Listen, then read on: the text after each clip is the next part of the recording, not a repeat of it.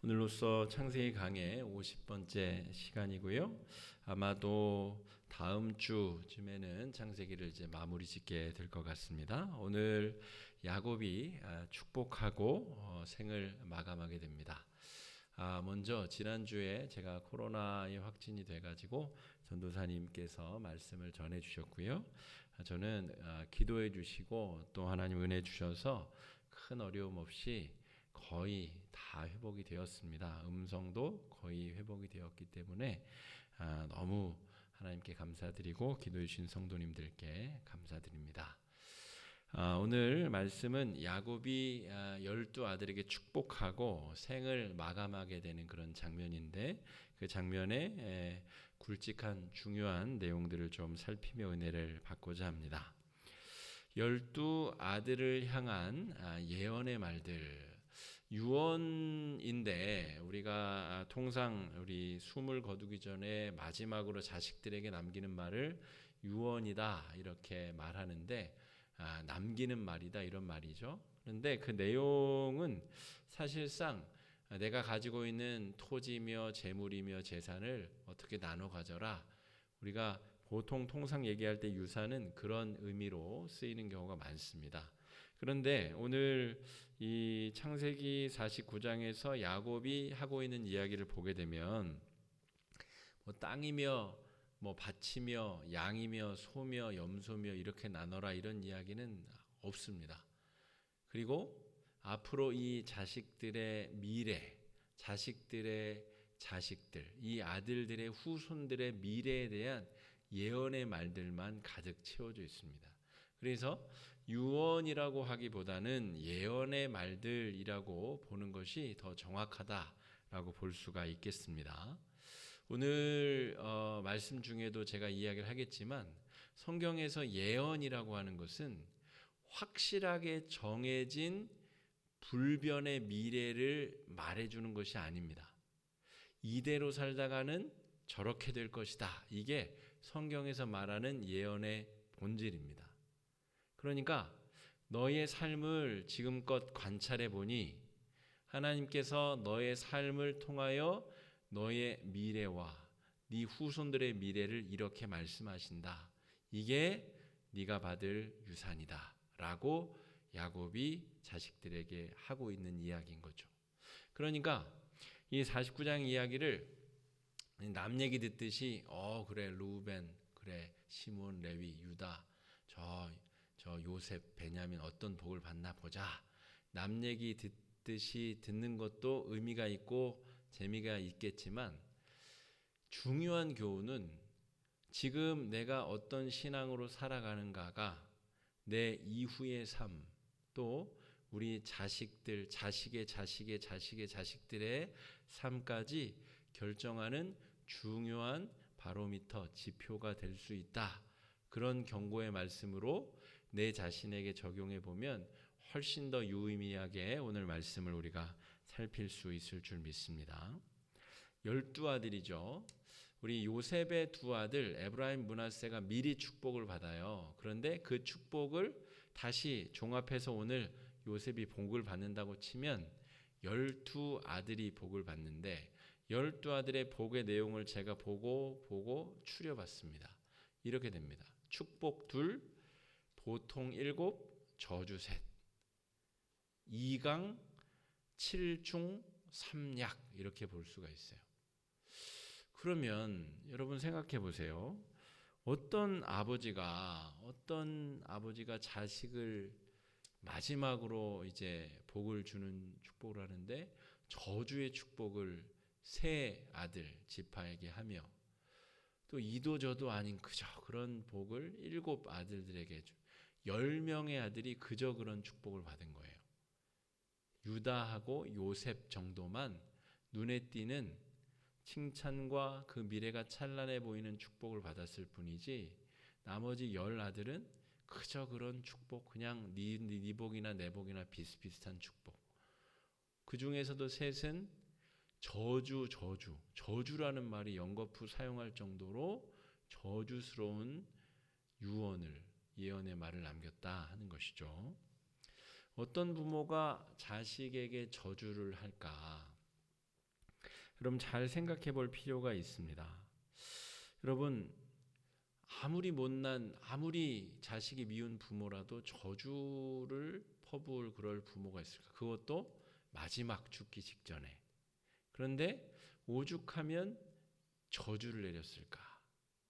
아까 제가 말씀드렸죠? 성경에 말하는 예언은 운명론, 그러니까 2000 몇십 몇 년 몇 월 며칠에 물에 콕 빠져 죽을 것이다. 무당이 얘기하면 거기에 사로잡혀 가지고 막 불안해 떨며, 그런 성경에는 그런 예언은 없습니다.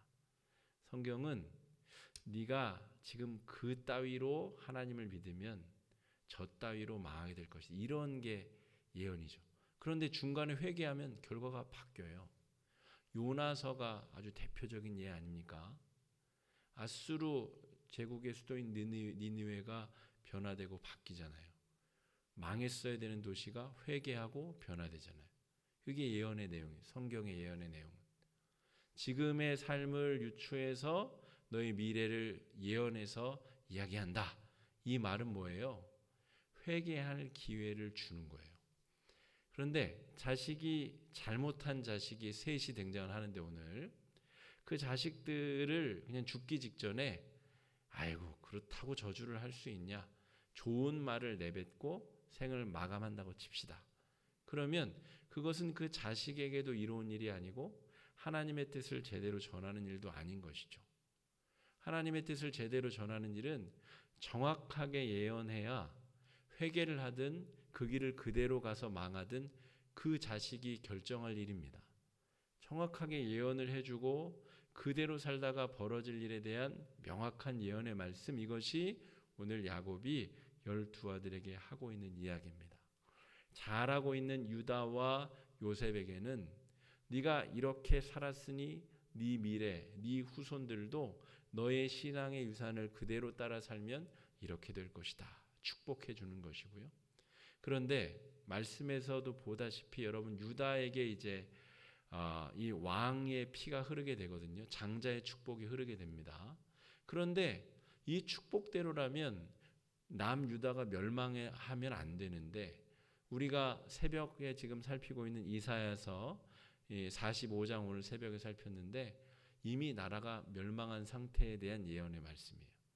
그러니까 아무리 좋은 축복도 그 유산을 물려받은 후손들이 제대로 잘 간수 못하면 그 결말이 달라진다는 거죠.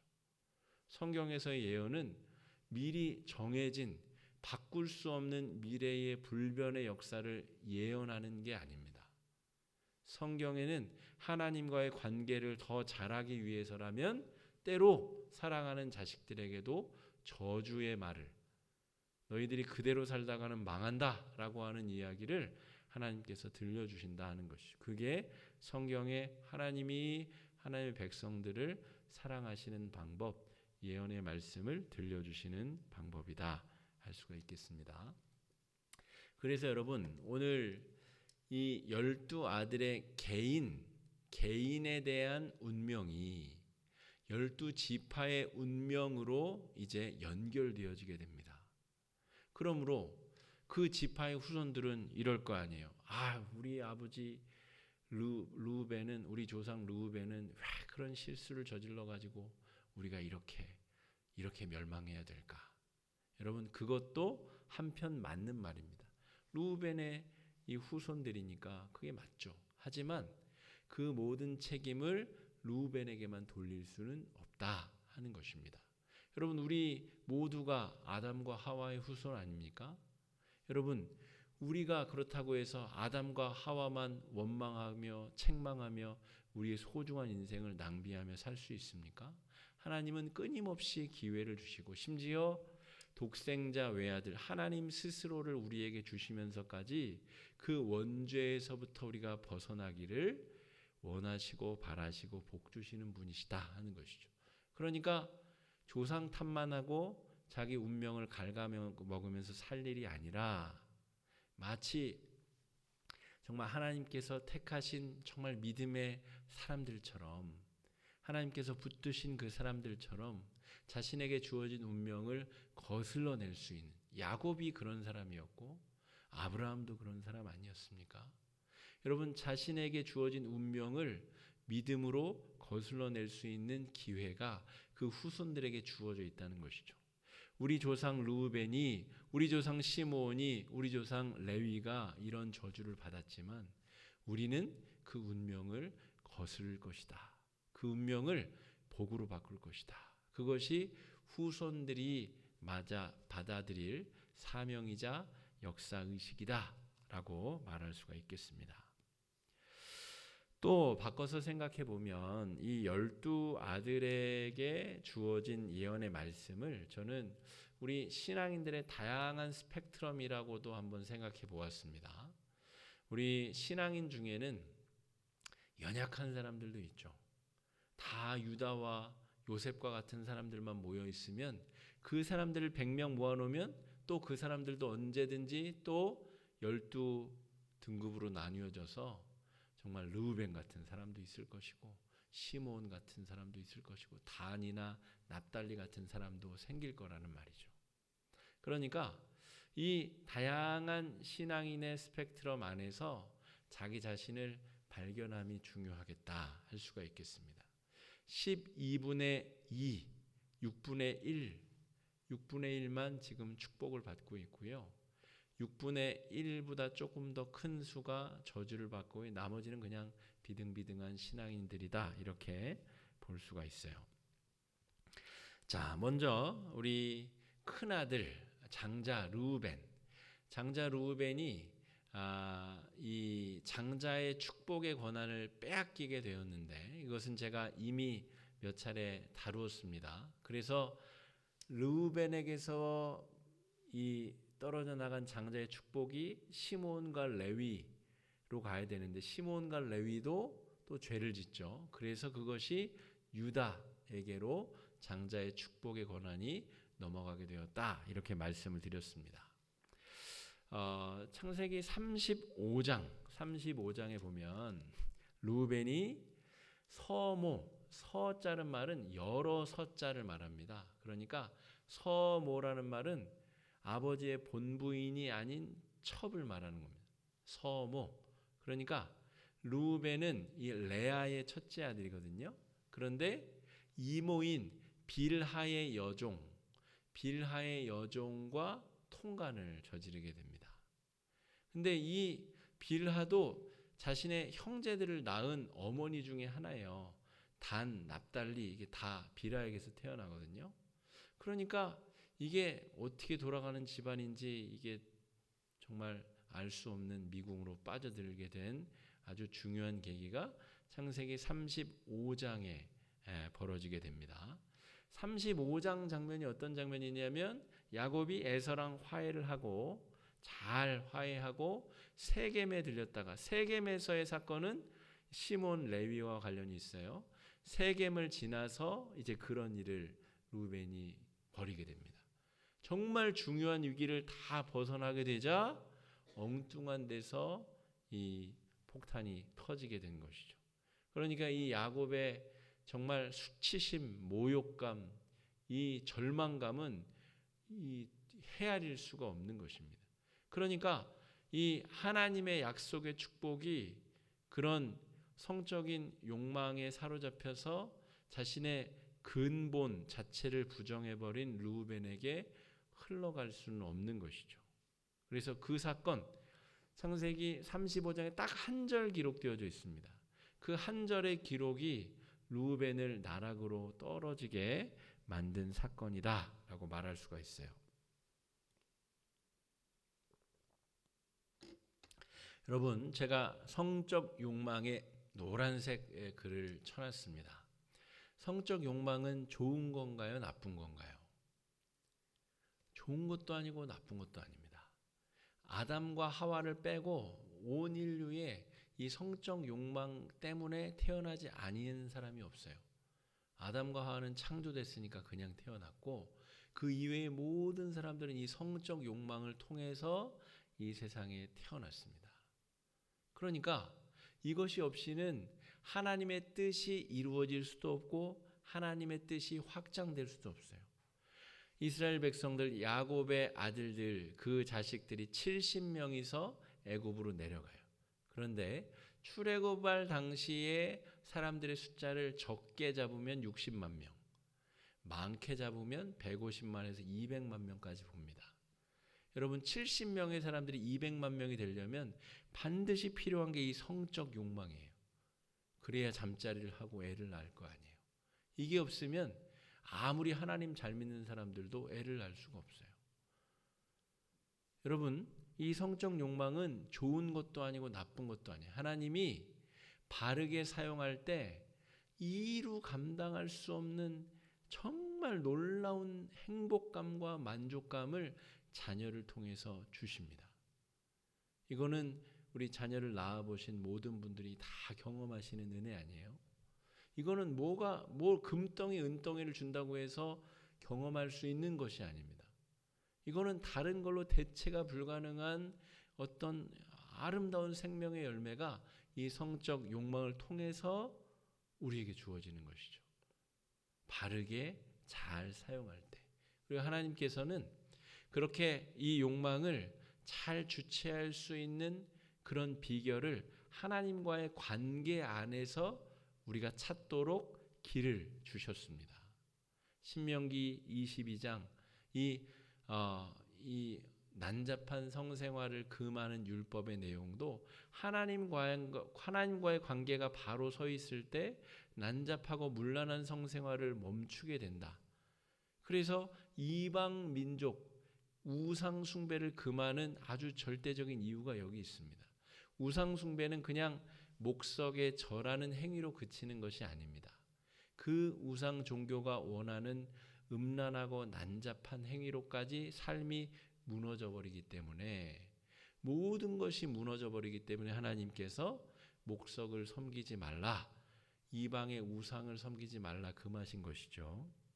그러니까 이 성적 욕망은 모든 사람 안에 이글이글 타오를 수 있는 소지가 있는 것이죠. 그리고 이것을 통해서 우리는 하나님께서 허락하여 주신 놀라운 일들을 용기를 내서 이성에게 대시를 한다든지, 내가 자격이 좀 못 미친다고 생각하지만 용기를 내서 사랑으로 돌진해서 뭔가 구애를 한다든지, 그런 어떤 역사들이 벌어질 수 있는 이유도 근원적으로 성적 욕망이 있기 때문이죠. 그런데 이것을 하나님과의 관계 안에 두어야 이것이 바르고 고귀하고 값지고 진귀하게 쓰이게 되는데, 그렇지 못할 때에 하나님과의 관계 밖에 이것이 있을 때에 이 어마어마한 하나님이 주신 에너지가 어디를 향해서 어떻게 뛰쳐나갈지 종잡을 수 없다 하는 것입니다. 르우벤은 거기서 실패한 것이죠. 장자의 축복을 자기 거라고 확신해서 있을 수도 있습니다. 다 자기 것, 자기가 장자이기 때문에 모든 것이 내 것이다라고 하는 그런 교만한 마음, 이것이 옮겨질 수 있다라고 하는 가능성을 배제한 교만함 때문에 이런 죄악을 저질렀을 수도 있습니다. 어쨌든 르우벤은 이 실수 때문에 장자의 축복에서 밀려나게 될 뿐만이 아니라 저주를 받는 아들, 아주 정말 생물학적으로 야곱의 첫째 아들, 얼마나 귀한 아들입니까? 그런데 이 한 번의 실수로 장자의 축복은 고사하고 저주를 받게 되었다라고 하는 것입니다. 자, 두 번째 우리 시므온과 레위를 좀 살펴보겠습니다. 시므온과 레위는 34장, 우리 르우벤 형님이 죄짓기 한 장 전에 34장 세겜에서 죄를 짓게 되죠. 자신의 그 여동생 디나가 그 세겜이라는 동네의 추장의 아들 세겜으로부터 강간을 당하게 됩니다. 근데 다른 형제들에 비해서 이 시므온과 레위가 분기탱천하여 칼을 휘두른 이유는 자신의 친여동생이기 때문에 그래요. 이 어머니가 같은 여동생이기 때문에 그렇습니다. 그래서 어떻게 하죠? 세겜성의 모든 남자들에게 할례를 받아라. 그러면 내 동생도 너희에게 주고 우리의 여성들도 너희들에게 시집장가 가게 하겠다. 그래서 우리가 같이 여기서 잘 살자. 이렇게 거짓말을 쳐놓고 할례를 받아서 남성들이 다 고통스럽게 있을 때에 시므온 레위 둘이 쳐들어가서 모든 남자들의 목을 베었다는 것이죠.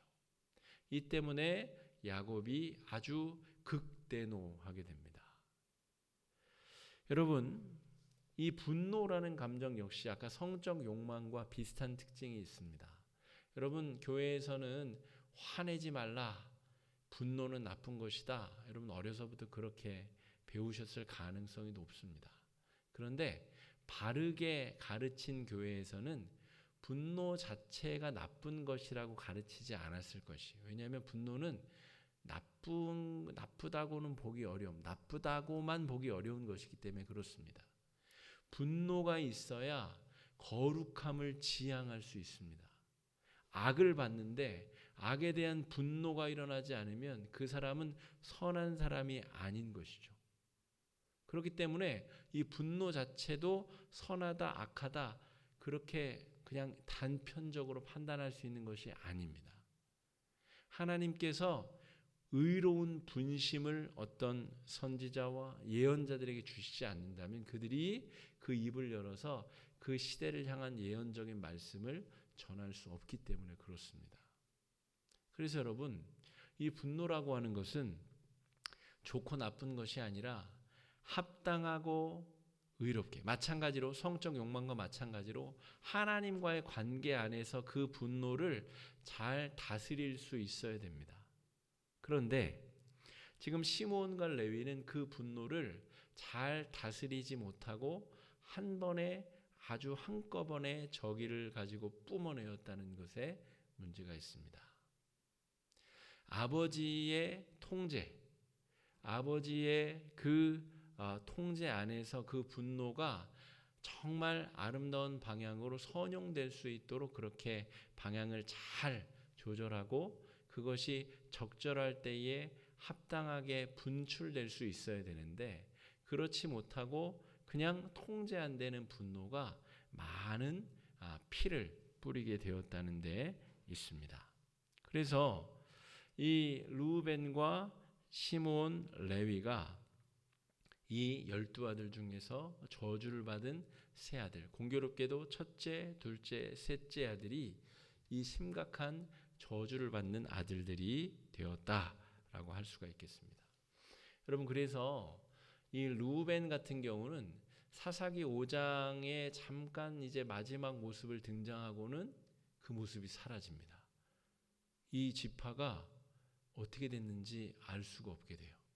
요단강 동편의 남쪽에 위치했었던 르우벤 지파는 기록에서 사라져 버립니다. 시므온과 레위 역시도 시므온도 일찍이 유다 지파에 편입되면서 존재 자체가 사라져요. 레위 지파는 여러분 잘 아시다시피 12지파로 흩어져서 제사장 역할을 감당하며 레위인 지파를 감당하며 자신의 땅을 자신의 지역, 자신의 지파 지역을 할당받지 못하게 됩니다. 여러분, 이것은 고대 사회에 있어서 엄청난 일입니다. 자신의 땅이 없는 지파라고 하는 것은 엄청난 저주의 대가라고 볼 수가 있습니다. 르우벤, 레위, 시므온이 그 결과가 그렇게 되었다 하는 것이죠. 거듭 말씀드리지만 그 결과는 확정되어서 선포된 것이 아니라 그들 스스로가 그들의 악행을 바꾸지 못해서 결말이 그렇게 되었다라고 보는 것이 더 합당하다. 그 주제를 그렇게 이해하셔야 되겠습니다. 유다와 요셉이 이제 복받은 대표적인 지파가 되겠습니다. 유다와 요셉 지파의 공통된 특징이 무엇이냐? 그걸 좀 우리가 살펴볼 필요가 있겠는데요. 르우벤, 시몬, 레위와는 정반대의 입장에서 그 축복의 비밀을 우리가 좀 찾아볼 필요가 있습니다. 이 유다도 창세기 38장에서 자신의 며느리 다말하고 성관계를 맺게 되죠. 성적 본능하고 관련이 있는 것입니다. 그런데 그 성적 본능이 알고 그 일을 치른 것이 아닙니다. 다말이 꾀를 부려서 얼굴을 가리고 그런 관계를 유도한 것이죠. 그리고 자신의 실수를 깨닫게 되었을 때 유다가 그 다말의 행위를 칭찬합니다. 그리고 자신의 죄악, 자신이 그 셋째 아들을 주지 않기 위해서 일부러 그렇게 한 것이기 때문에 자신의 죄를 며느리에게 고백하게 됩니다. 그러니까 유다의 경우는 앞에 세 형들과 다른 모습을 띠게 됩니다. 유다도 어머니는 같아요. 그런데 유다는 자신의 성적 본능 욕망을 바르게 하나님과의 관계 안에서 잘못 남용이 되었더라도 그것을 바로잡으려는 노력, 잘못되었을 때 자기가 깨닫고 성찰하고 돌이키고 회개하려고 하는 본능적인 노력을 보이고 있다는 것이죠. 그 본능을 바르게 하나님과의 관계 안에서 사용하려고 애쓰고 잘못된 것을 반성하고 돌이키고 또 회복하려고 애쓴다는 것이죠. 또 하나 중요한 장면은 동생 요셉이 이제 팔려 나가게 될 상황에서 유다가 그를 끝까지 막으려고 했던 점, 또한 자신을 희생하여서 자신이 이 애굽의 이 포로로 남겠다라고 자기 주장한 점, 또 베냐민을 데려 내려가야 될 때 자신의 자식들을 다 걸고 아버지에게 베냐민의 안전을 담보한 점, 이 모든 것들이 자신의 연약함과 자신의 이 본능을 하나님 안에서 선용하려고 하는 유다의 끈질긴 노력들이 등장하는 장면입니다.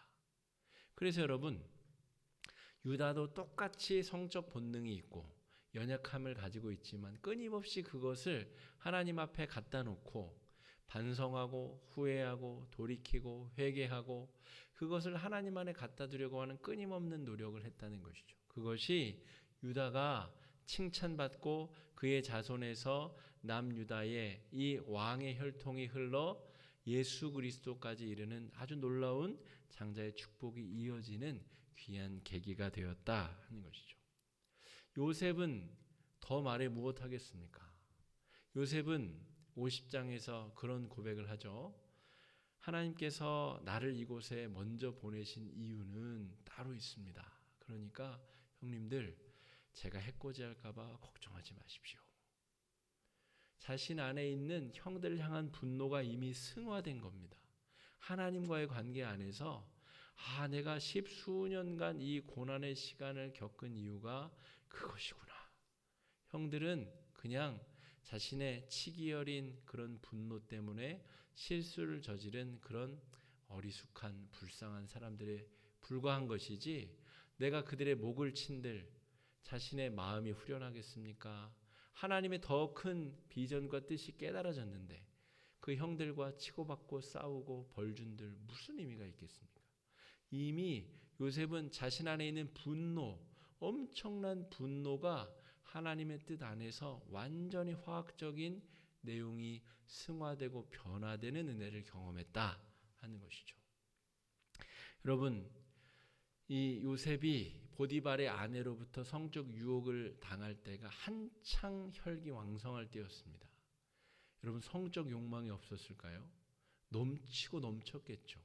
그런데 하나님의 그 뜻 안에서 그것을 다룰 수 있는 놀라운 능력이 요셉 안에 있었습니다.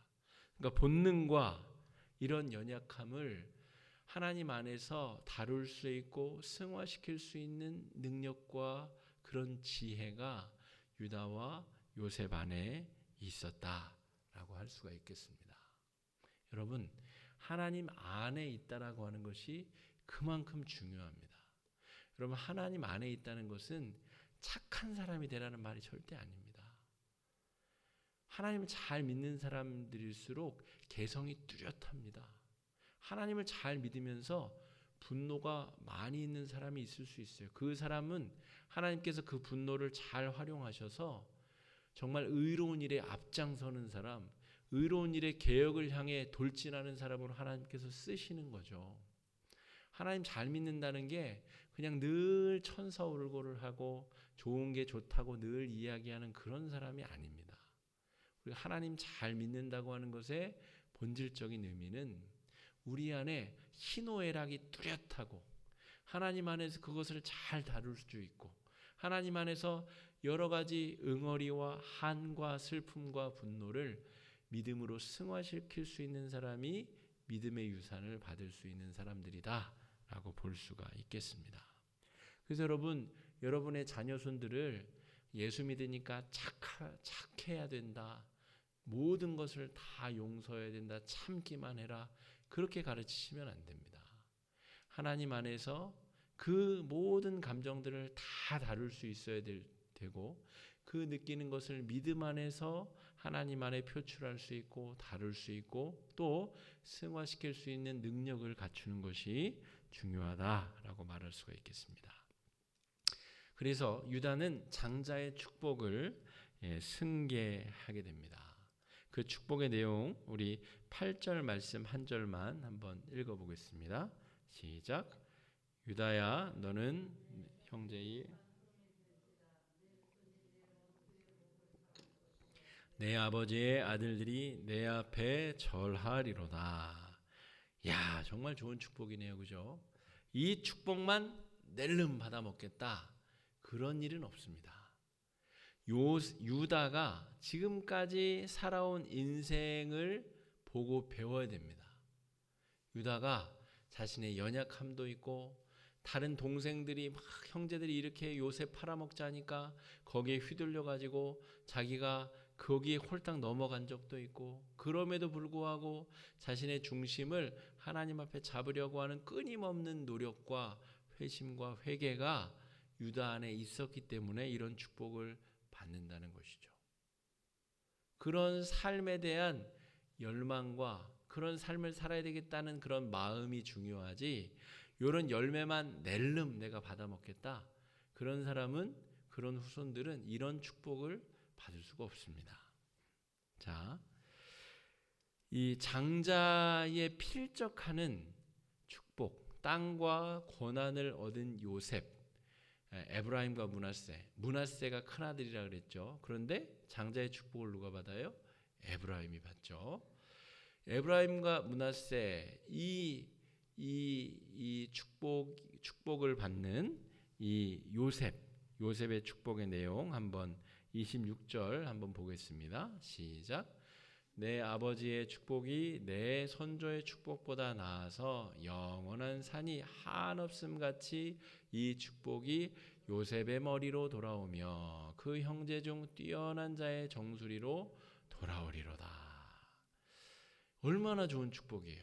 그리고 막 앞쪽에 보면은 막 난리 나요. 막 담이 가지를 넘어가지고 막 어마어마한 축복이 묘사가 됩니다. 여러분 실제로 이 솔로몬 아들 이 르호보암 때에 남유다 북이스라엘로 나라가 나뉘게 되죠. 그래서 이 다윗의 계보는 남유다 예루살렘을 중심으로 남유다이지만 실제 기름진 땅은 어디냐면 북이스라엘입니다. 저 북쪽 이 갈릴리를 중심으로 한 그 아름답고 정말 기후도 좋고 물 자원도 풍부하고 근데 남유다는 사실 별게 없어요. 이 산맥 서쪽으로는 조금 그래 농사가 되면 동쪽으로는 바로 유다 광야. 거기는 황량한 유다 광야이기 때문에 사실은 정말 좋은 이 알짜배기 땅은 북쪽 에브라임과 므낫세 땅입니다. 그러니까 이 명목상의 장자의 축복은 유다가 가져가지만 진짜 알짜배기는 요셉이 가져가는 거예요. 그런데 그 에브라임과 므낫세가 그 축복을 어떻게 말아먹습니까? 당장 예루살렘으로 가려는 사람들의 마음을 뺏고자 이 우상 산당을 두 곳을 세워서 이게 하나님의 산당이다. 하나님의 예배드릴 처소다 하고 당장 에브라임 왕 여로보암 왕 때부터 우상 숭배가 시작되게 됩니다. 하나님께서 주신 어마어마한 땅과 자산과 축복을 받은 것은 사실이지만 요셉의 신앙을 그들이 물려받지는 못했다라고 할 수가 있겠습니다. 여러분 그래서 설교 초도에도 말씀드렸지만 예언은 정해진 운명에 대해서 모르겠습니다. 성경 이외의 다른 데에서 예언은 저는 잘 모르겠습니다. 어디 점집에서 하는 예언 이런 거는 저랑은 관련이 없습니다. 근데 성경에서 말하는 예언은 확정적으로 정해진 이야기를 얘기하는 것이 아닙니다. 예수님이 유다에 대해서도 미리 그것을 경고하신 이유는 지금이라도 돌이키라고 하신 말씀이지 유다가 반드시 나를 팔아먹을 것이다 라는 이야기가 아닙니다. 유다가 예수를 팔지 않았다면 예수님은 다른 방식으로 십자가에 달리셨을 것입니다. 다만 유다는 그 길에서 벗어날 기회를 예수님이 주셨음에도 불구하고 벗어나지 않은 것이죠.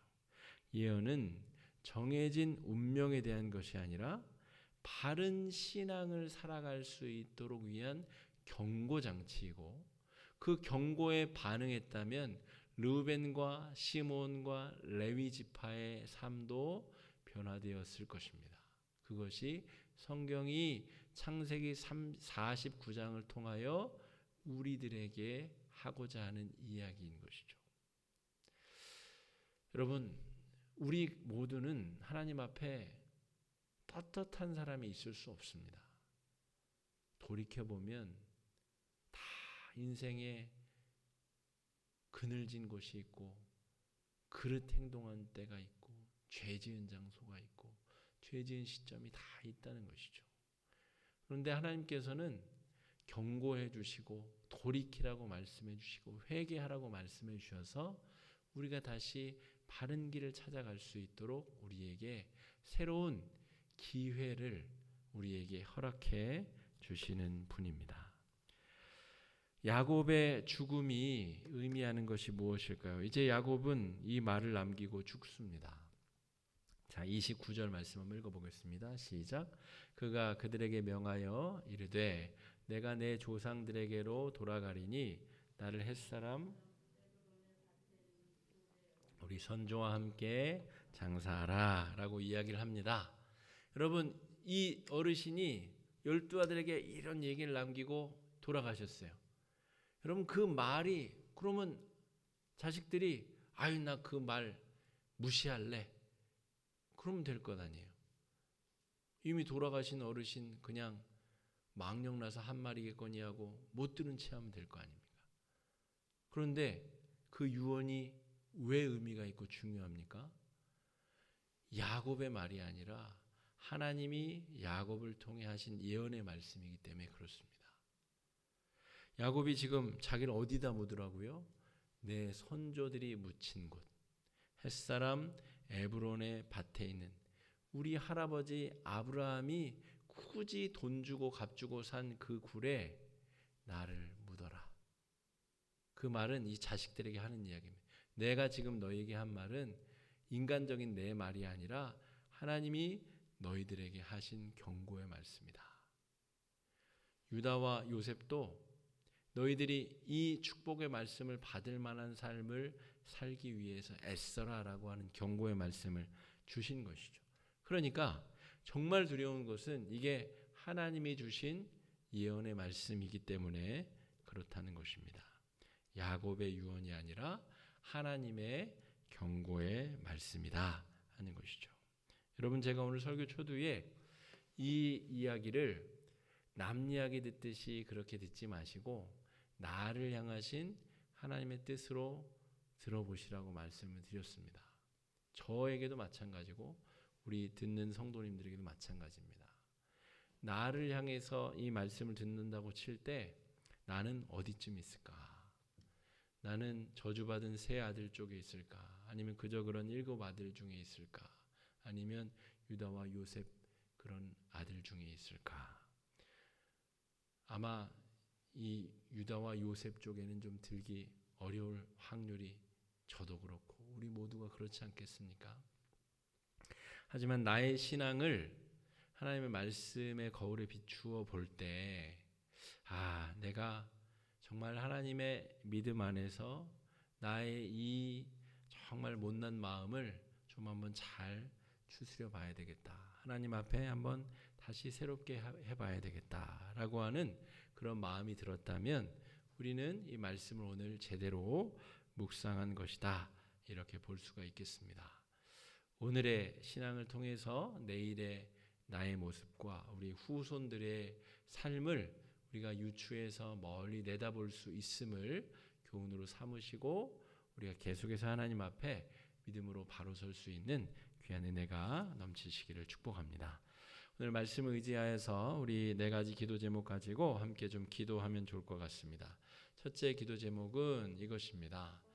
축복과 저주가 하나님의 손에 달려 있음을 깨달아서 잘못된 운명론이라든지 기복주의라든지 미신론이라든지 엉뚱한 신앙이 아닌 잘못된 것들에 빠져서 살아가는 인생, 그런 인생 되지 않도록 인도해 달라고 기도해 주시고, 하나님께 우리 생사화복에 열쇠가 있는 줄 고백하는 그런 신앙 될 수 있게 달라고 이 시간에 함께 기도하며 나아가겠습니다. 기도하겠습니다. 사랑해 주님, 은혜를 감사합니다. 연약하고 부족한 우리 인생 가운데 찾아오셔서 말씀으로 또 권면하시고 위로하시고 새 생명의 은혜가 우리 가운데 넘칠 수 있도록 은혜 주시니 감사합니다. 주님, 이 시간에 우리가 기도할 때에 주님 생사화복의 원리가, 그 열쇠가 하나님께 달려있음을 이 시간 우리가 믿음으로 고백하게 하여 주시옵소서. 하나님, 축복과 저주가 하나님 손에 달려있음을 우리가 잊지 아니하고 살아가게 하여 주시옵시고, 주님 잘못된 운명론에 시달리거나 휘둘리거나 기복주의에 휘둘리거나 주님 잘못된 미신들에 빠져서 우상숭배에 빠져서 우리 소중하고 값진 인생을 낭비하는 일이 없도록 주님 인도해 주시고 붙잡아 주시고 역사해 주시고 함께하여 주시옵소서. 하나님, 생사화복의 그 열쇠를 주님이 쥐고 계심을 우리가 믿음으로 고백합니다. 주님이 열어주셔야 열리고 주님이 막아주셔야 막힌다는 사실을 우리가 잊지 않게 하여 주시옵시고, 주님 오늘 나의 신앙이 미래의 내 삶을 결정하고 우리 후손들의 인생을 결정한다는 것을 잊지 아니하고 나아가는 귀한 은혜의 저녁 되도록 주님 인도해 주시고 주장해 주시고 역사하여 주시기를 주님 아버지 간절히 소원하며. 두 번째 기도 제목입니다. 오늘 나의 신앙이 내일의 나의 삶과 우리 공동체, 우리 자녀, 손들을 비롯한 가족 공동체, 우리 화곡중앙교회의 우리 믿음 공동체, 미래의 모습임을 기억하고 매일매일 하나님과 거룩한 사귐을 풍성하게 이어가는 신앙이 될 수 있도록 이 시간에 함께 기도하며 나아가겠습니다. 기도하겠습니다. 사랑해 주님, 은혜를 주심을 감사합니다. 주님, 오늘 내가 어떻게 하나님을 믿고 있는지, 하나님과 어떤 관계 가운데 나아가고 있는지 잘 돌이키고 잘 받아들일 수 있도록 주님 인도하여 주시기 원합니다. 하나님 아버지, 주님 오늘 내가 엉터리로 살아내면 내일 나의 신앙이, 나의 삶이 무너지고 내 후손들의 신앙도 무너져 내릴 수 있다는 사실을 잘 기억하게 하여 주시옵소서. 오늘 내가 하나님 앞에 바른 믿음과 신앙으로 서며 하나님의 권능과 은혜로 붙들리는 인생을 살아가며 주님 역경과 환난 가운데서도 내 욕망과 본능에 휘둘리는 것이 아니라 하나님 앞에 그것을 잘 다스리며 또 선용하며 그것을 하나님 앞에 승화시켜 아름답게 열매 맺게 하는 거룩한 삶 살아낼 수 있도록 주님 아버지 인도하여 주시옵소서.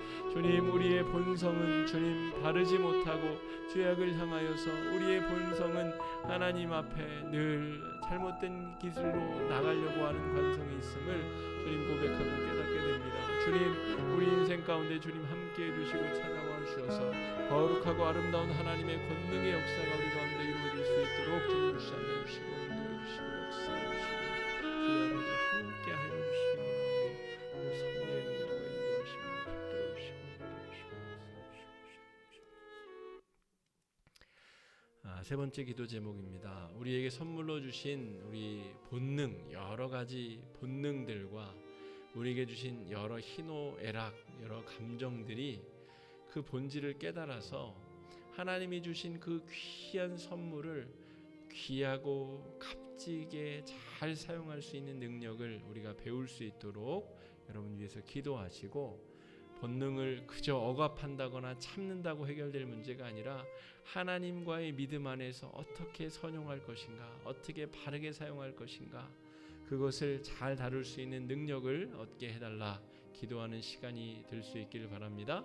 어려움 가운데서도 하나님의 뜻을 발견하고 또 우리에게 주신 아픔과 어려움이 잘 승화될 수 있는 요셉과 같은 은혜가 있을 수 있도록 이 시간에 함께 기도하며 나아가겠습니다. 기도하겠습니다. 사랑해 주님, 은혜 주심을 감사합니다. 우리에게 주신 여러 가지 본능들, 우리에게 주신 여러 가지 감정들, 하나님 안에서 복되고 가치 있게 쓰임받는 아름다운 역사가 있도록 주님 인도하여 주시옵소서. 의롭게 분노해야 될 때 분노하게 하여 주시옵시고, 주님 기뻐할 때 마음 놓고 희락하며 기뻐하게 하여 주시옵시며, 하나님 아버지 슬플 때 정말 마음 놓고 울게 하여 주시고, 하나님 안에서 모든 감정과 본능이 아름답게 활짝 열릴 수 있도록 인도하여 주셔서 하나님이 주신 은혜의 선물들을 마음껏 누리며 그 은혜의 단비 가운데 젖으며 또한 그것을 통하여 아름다운 열매들을 맺어갈 수 있는 귀한 은혜가 우리 가운데 이루어질 수 있도록 주님 주장하여 주시옵소서. 다만 우리의 연약함이 그것들을 억압하고 옥죄어서 오히려 그것이 엉뚱한 곳으로 분출하여 터져버리는 그런 불상사가 벌어지지 아니하도록 인도하여 주시옵시고, 우리 가운데 있는 여러 아픔과 슬픔과 고통과 절망과 한이 하나님 안에서 그 믿음의 연단을 받아 아름답게 승화되는 아름다운 역사가 일어날 수 있도록 주님 주장해 주시옵소서.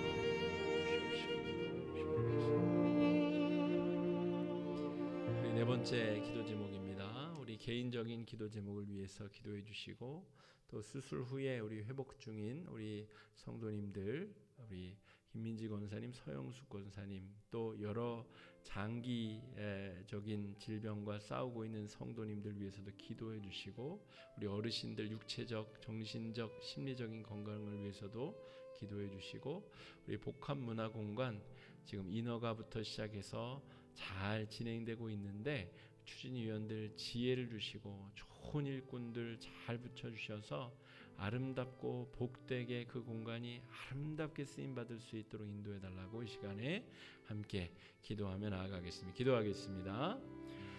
사랑해 주님, 은혜를 감사합니다. 주님, 여러 가지 기도 제목들을 가지고 주 앞에 무릎 꿇었습니다. 주님, 건강의 문제, 사업의 문제, 또 여러 가지 자녀들의 문제, 또 여러 가지 진로와 사업과 여러 가지 문제들을 가지고 주 앞에 무릎 꿇사오니 주님, 주님의 때에 선하게 응답하여 주시옵시고, 하나님의 나라가 하나님을 통하여 우리 가운데 아름답게 이루어지는 귀하고 아름다운 역사 주님이 있도록 인도하여 주시기 원합니다.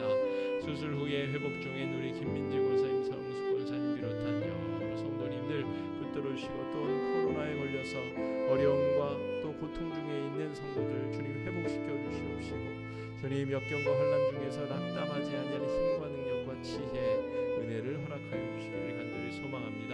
교회의 어르신들 붙잡아 주시옵시고, 육체적으로 심리적으로 또 정서적으로 강건하도록 주님 붙들어 주시옵시고, 주님 장기적인 질병과 싸우고 있는 환우들 주님 붙잡아 주시고 인도하여 주옵소서.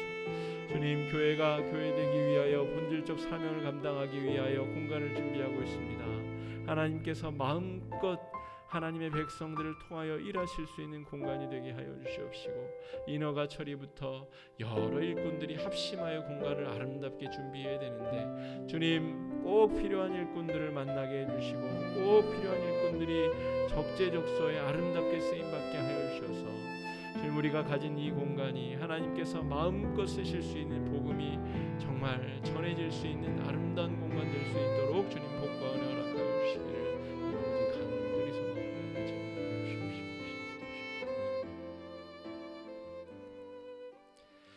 사랑해 주님, 오늘 창세기 49장 아주 중요한 이 말씀을 주님 묵상하며 우리 스스로를 잘 살펴보게 하여 주시옵소서. 나는 그 12아들 중에 어느 아들과 비슷한 아들인가? 나는 하나님께 어떠한 평가를 받으며 어떠한 미래를 예언받고 있는가를 잘 살펴보게 하여 주시옵시고, 지금에 머무르기보다는 유다처럼 요셉처럼 정말 하나님께서 주신 기회와 상황 가운데 굴하지 아니하고 믿음으로 승리하며 연단으로 열매 맺어 아름답게 승화의 아름다운 열매를 맺는 귀한 믿음의 자녀들 될 수 있도록, 우리 후손들의 인생 될 수 있도록 복과 은혜 허락하여 주시옵소서. 우리 믿음의 공동체 기도로, 말씀으로, 또 믿음으로 더 성숙하게 나아가는 아름다운 믿음의 공동체 될 수 있도록 복과 은혜 허락하여 주시옵소서. 이 저녁 우리에게 주신 은혜의 말씀 붙잡고 또 기도하며 승리하는 나머지 한 주가 되기를 간절히 바라옵고 귀하신 예수님 이름으로 간절히 기도드립니다. 아멘.